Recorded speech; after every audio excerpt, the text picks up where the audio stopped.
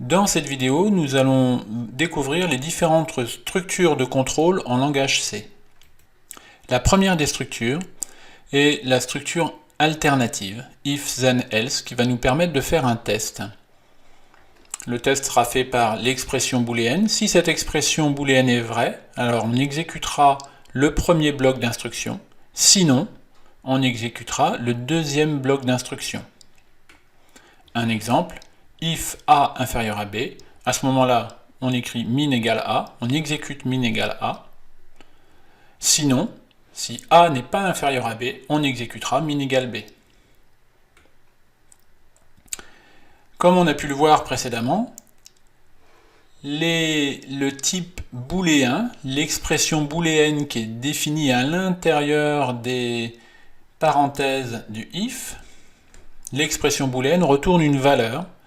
Tout ce qui est 0, donc le backslash 0, 0, 0.0, nul, est considéré comme faux, donc l'expression booléenne est alors fausse. Tout ce qui est différent de 0, 1, le caractère 0, attention, le caractère 0, 0.001, 1.34 ou une chaîne de caractères, tout ça est considéré comme étant vrai.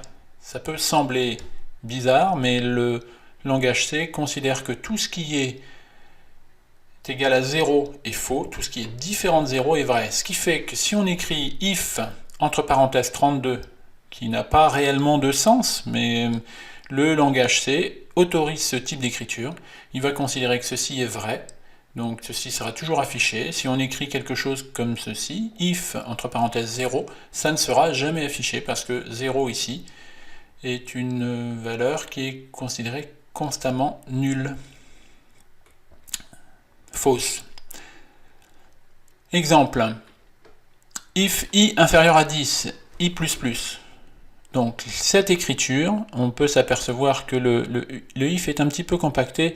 On a vu précédemment que ce qui était exécuté, si cette condition-là était vraie, c'était le premier bloc.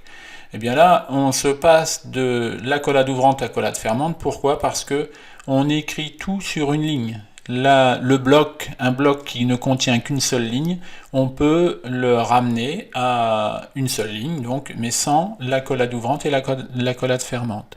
Ici, la variable i ne sera incrémentée que si elle a une valeur inférieure à 10. Si i est inférieur à 10, à ce moment-là, on va l'incrémenter. Si i est égal à 10, attention, ici on utilise l'opérateur de test d'égalité, pas l'opérateur d'affectation. Donc si i est égal à 10, à ce moment-là, on va l'incrémenter. If not reçu, cet opérateur est l'opérateur de négation logique. À ce moment-là, on n'affichera rien reçu. Le message bien reçu, rien reçu, est affiché que si reçu vaut 0. Si reçu vaut 0, note de reçu. Donc ça vaudra 1, ça vaudra vrai. À ce moment-là, on affichera rien reçu. If not reçu et i inférieur à 10, là on a une composition d'expressions logiques. À ce moment-là, i ne sera incrémenté que si reçu vaut 0 et si i est inférieur à 10. S'il y a plusieurs instructions, il faut les mettre entre parenthèses, comme on peut le voir ici sur le dernier if. If not reçu et i inférieur à 10 et n différent de 0, à ce moment-là, on fait i++, etc., etc. Voici un exemple de composition de différents tests. Un autre exemple, if delta différent de 0, ça peut être écrit, et on va le voir très souvent dans des codes que l'on va pouvoir lire sur Internet. On verra plutôt if delta, ou if delta égale 0, on verra à ce moment-là if not delta. Pourquoi? Si delta est différent de 0, à ce moment-là, ça nous donnera une valeur vraie. S'il est différent de 0, à ce moment-là, si l'expression différent de 0 est vraie, on exécutera ce qui est vrai. Eh bien, on peut s'abstenir de faire ce test différent de 0, parce que si delta a une valeur différente de 0, il est différent de 0. Attention à ne pas confondre l'opérateur de logique d'égalité et l'opérateur d'affectation. Ça, c'est fondamental, c'est une source de bon nombre d'erreurs. Ici, on a un programme qui, si on le compile, ne générera pas d'erreur. Le langage C considère que le programmeur sait ce qu'il fait. Donc on peut voir ici, on définit un entier i à 0. Et ce que l'on fait, on fait un test, mais au lieu d'utiliser l'opérateur de test d'égalité, ici on utilise l'opérateur d'affectation. Ce qui veut dire qu'au lieu d'écrire si i est égal à 0, on écrit si et on affecte à i la valeur 0. On ne teste pas, mais on l'affecte. Ce qui veut dire que le résultat de cette expression vaut 0. Ce qui fait qu'on n'exécutera jamais cette ligne-là, on exécutera toujours cette ligne-là. Attention à cette écriture. Maintenant, on va voir les structures if emboîtées. Else est associé avec le if le plus proche. Un exemple. On définit un entier i avec la valeur 100. Si i est supérieur à 0, et on écrit juste en dessous, donc on définit le bloc si la condition est vraie, c'est ce bloc-là qui va être exécuté.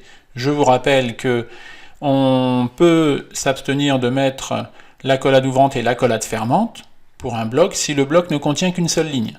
Alors là, on peut se dire, mais ça ne contient pas qu'une seule ligne, mais ça contient une instruction. C'est l'instruction if. Donc on pourrait mettre une accolade ici, juste en dessous le if et à la fin, mais ça n'est pas nécessaire. À l'intérieur de ce if, i supérieur à 0, on fait un autre if, un autre test. If i supérieur à 1000, à ce moment-là, on affiche printf i supérieur à 1000, sinon on affiche printf i est entre 0 et 1000, puisqu'il est supérieur à 0 et inférieur à 1000. Maintenant, si on écrit un programme presque similaire, mais on va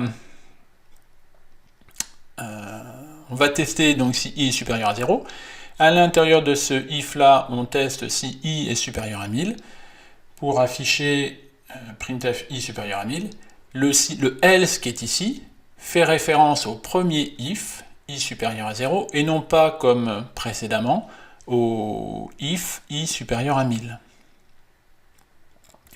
Donc, dans le premier cas, on n'était pas obligé de mettre les accolades. Dans le deuxième cas, on est obligé parce que le else est associé avec le if le plus proche. Et ce n'est pas ce que l'on souhaitait dans le deuxième exemple. Un autre type de test qui peut être très utile, mais qui est un petit peu plus complexe à comprendre, c'est la structure de contrôle switch. Voici comment ça fonctionne. Switch, à l'intérieur des parenthèses du switch, on va mettre une variable de type char ou int. Ce qui veut dire, au cas où la variable vaut, alors on ouvre l'accolade pour définir un bloc, et à l'intérieur du bloc, on définit les différents cas. Donc, case valeur 1, cette valeur 1 fait référence à la variable que l'on a mis entre parenthèses entre les parenthèses du switch. Donc case valeur 1, case valeur 2, etc. etc. Et default. Default, c'est si aucun cas n'a été rencontré.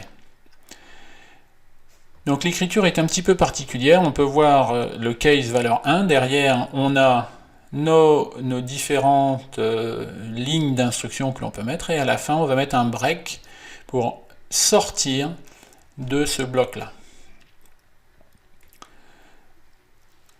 Attention, le bloc défaut n'est pas obligatoire. Valeur 1, valeur 2 doivent être des expressions constantes. Et l'instruction switch correspond à une cascade d'instructions if else, on aurait pu remplacer cela par différentes structures if-else. Cette instruction est très utilisée pour l'écriture de menu. Par exemple, on définit une variable choix qui est du type char, et on affiche saisie tapez 1, pour faire une saisie tapez 1, pour faire un affichage tapez 2, pour sortir tapez S. Printf, entrez votre choix, on saisit le caractère, et ensuite vous voyez le caractère est saisi dans la variable choix, et ensuite on fait un switch sur choix. Case 1, case 2, case S. Donc là on est en train de tester des valeurs, on met des valeurs constantes, ce qui signifie si la valeur choix est égale au caractère 1, si la valeur choix est égale au caractère 2, si la valeur choix est égale, si la valeur de choix est égale au caractère S, à ce moment-là on fait les différentes instructions. Et par défaut, s'il ne fait partie de, si choix n'a aucune valeur parmi tout ça, à ce moment-là, on affiche le défaut. Attention, si on utilise ici un flottant, ça ne fonctionnera pas. Il faut que notre valeur soit de type int ou char. Et un autre exemple, si on utilise un type int, mais qu'on met un case 2 fois j, il faut que ce soit une valeur constante. Et là, ici, cette valeur-là n'est pas constante. On va voir maintenant une autre structure de contrôle qui va nous permettre de réaliser des boucles, qui est la structure for. Sa syntaxe, pareil, est un petit peu particulière, for entre parenthèses, et on a une succession de 3 parties, séparées par des points-virgules. La première partie étant l'initialisation, la deuxième le test de maintien à l'intérieur de ce bloc, de cette boucle, et l'incrément à chaque tour de boucle. Un exemple, i et j étant des entiers. For i égale 0, donc ça c'est la partie initialisation qui se fera qu'une seule fois lors de la première exécution. Tant que i est inférieur à 3, on va faire ça, donc on va faire printf, i égale, on affiche quelque chose, et ensuite, une fois qu'on a affiché cette ligne, on exécute cet incrément. Ensuite, étant donné que i est inférieur à 3, on reste dans la boucle. On ne réexécute pas l'initialisation puisque ça doit être fait une seule fois.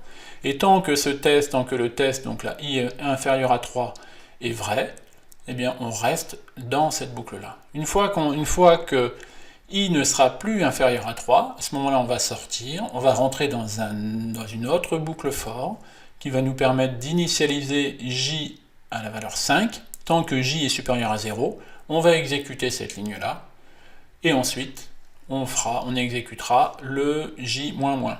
Vous pouvez remarquer que dans cette écriture, il y a une structure for qui utilise un bloc avec des accolades. On pourrait très bien s'en passer, comme pour la deuxième écriture. Pourquoi? Parce que le bloc ne contient qu'une seule ligne d'instruction. Voici le résultat. La première boucle nous affiche i de 0 jusqu'à 3. Non, pardon, 3 valeurs. Donc de 0, 1, 2, 3, on commence à 0, et tant que c'est inférieur à 3, on a bien 3 tours de boucle. Donc 0, 1 et 2. Et la deuxième boucle qui va nous afficher j égale 5, tant que j supérieur à 0, on va bien afficher j égale 5 jusqu'à j égale 1. Un autre exemple, double angle étant un double, pour angle de valant 0.0, tant que angle est inférieur à 3.1459, on exécute la ligne printf, et juste après on incrémente angle de la valeur 0.2. Ça équivaut à écrire le angle plus égale 0.2, si vous vous souvenez, ça équivaut à écrire angle égale angle plus 0.2.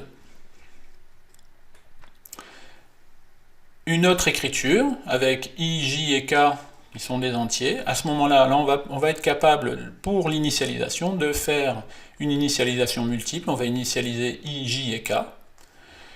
Notre test, il va être un petit peu plus complexe, puisque là, on va faire le test tant que i est inférieur à 20 et j est égal, si j est égal à 2. À ce moment-là, à la fin, on va incrémenter i, on va décrémenter k. Et vous pouvez remarquer que entre les initialisations, que ce soit pour les initialisations là, ou pour l'incrément, pour séparer les différentes variables, on met une simple virgule, alors que pour séparer le bloc d'initialisation du bloc de test et de l'incrément, on utilise un point-virgule. Attention, si vous pouvez rencontrer ce type d'écriture fort avec rien à l'intérieur des parenthèses excepté les deux points-virgules, ça signifie que c'est une boucle infinie. On voit maintenant une autre structure de contrôle qui nous permet de faire des boucles, et c'est la structure tant que qui va nous permettre de tester une expression et de faire une suite d'instructions dans un bloc tant que l'expression est vraie. Alors comment ça s'écrit? While, notre expression, tant que cette expression est vraie, on effectue le bloc d'instruction.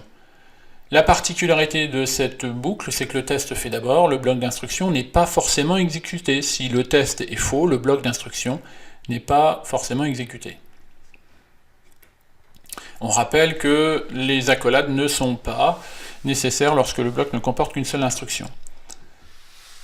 Et il faut faire attention quand l'on parle de cette boucle-là, tant que est différent de jusqu'à, puisque au niveau algorithmique, de temps en temps, on peut parler de répéter jusqu'à, ou répéter tant que. Il y a une nuance, c'est que le terme de l'expression qui nous permet de rester dans la boucle est inversé. Un exemple, i égale 1, tant que i est inférieur à 5, à ce moment-là on affiche printf intérieur, on incrémente i, printf extérieur, on affiche. Ça nous fait quoi? On démarre avec i valant 1. Tant que i est inférieur à 5, oui, on rentre dans la boucle, on affiche intérieur, donc à l'intérieur de la boucle, et on affiche la valeur de i. i vaut 1, on affiche 1. Juste après, on incrémente. Est-ce que, donc, i là était à 1, i passe à 2, i est inférieur à 5, donc on affiche intérieur, ça vaut 2, etc., etc., jusqu'à 4. Quand on affiche la valeur 4, juste après, on incrémente i passe à 5, tant que i est inférieur à 5, c'est faux, i n'est pas inférieur à 5 puisque i vaut 5, donc on n'exécute plus ça, on sort de la boucle. Et maintenant, à l'extérieur de la boucle, on peut afficher la valeur de i qui est maintenant qui vaut 5. Une autre structure qui nous permet de faire des boucles est la structure répétée, tant que. C'est le do while. J'insiste bien sur le répéter tant que, et non pas le répéter jusqu'à, parce que l'expression ici, sur le while, est bien une expression tant que, qui va être, qui teste, tant qu'elle va être vraie, on reste dans la boucle. Attention, ce bloc est exécuté au moins une fois. Par exemple, int j égale 5, d'où on affiche printf, j égale la valeur de j, tant que j est supérieur à 0, et à la fin on affiche stop. Donc là, le même fonctionnement que le while précédemment, on part de 5, on arrive jusqu'à 1, et une fois qu'on est sorti, on affiche stop. Mais maintenant, si on a i égale 1, et tant que i est inférieur à 0, on voit bien que i valant 1, l'expression est fausse, mais malgré tout, on rentre quand même dans la boucle une fois, on exécute une fois avant de sortir. Ça peut être utile à certains moments, donc là c'est au choix du programmeur d'utiliser soit la structure do while, soit la structure while. On voit maintenant les différentes instructions d'échappement pour les structures de contrôle. Donc pour rompre le déroulement séquentiel d'une suite d'instructions à l'intérieur d'une structure de contrôle. On a l'instruction break, que l'on a vu préalablement avec le switch case, qui est utile dans l'utilisation d'un switch case. Donc là on a une boucle for, on part dans une boucle infinie, et si il y a un si A est égal à X, à ce moment-là, break, on sort de notre boucle infinie. Alors, ça existe, cette structure existe. Je vous déconseille de l'utiliser dans ce format-là. Il serait possible, au lieu de mettre une condition boucle infinie, d'écrire les choses différemment. À ce moment-là, il suffirait juste de mettre tant que, ici tant que j est différent de 0, et a différent de x. Et auquel cas, on aurait quelque chose qui serait bien plus clair.